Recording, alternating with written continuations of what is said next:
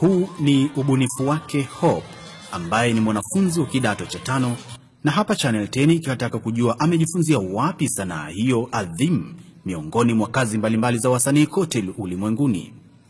Nilikuwa naangalia vipindi mbalimbali kwenye TV na nikajiona kwamba I guess naweza kufanya kitu, na katika kujiona naweza kufanya kitu nikaanza kuchora sketches za mavazi mbalimbali ambayo mimi niliona yanafaa na yanapendeza na yako katika maadili ya Tanzania.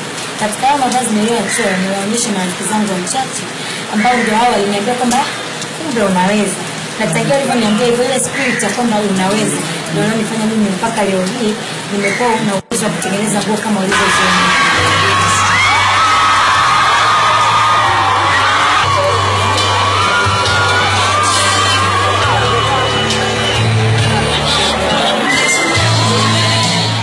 Miaka 5 ni muda ambao Hope ameutumia kufanya na kukua katika fani hiyo inayoonekana kuzaa matunda hivi sasa.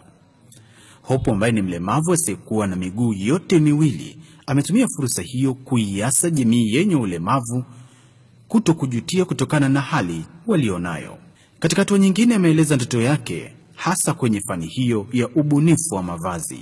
Mimi naomba serikali au hata mtu yoyote binafsi ambaye ana uwezo wa kuprovide support. Nahitaji support kubwa, na nahisi pia kuna wengine wanaohitaji support.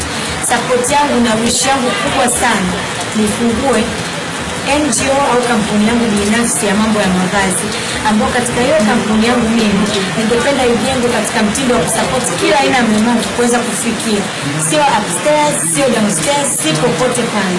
David Ramadhan, Channel 10.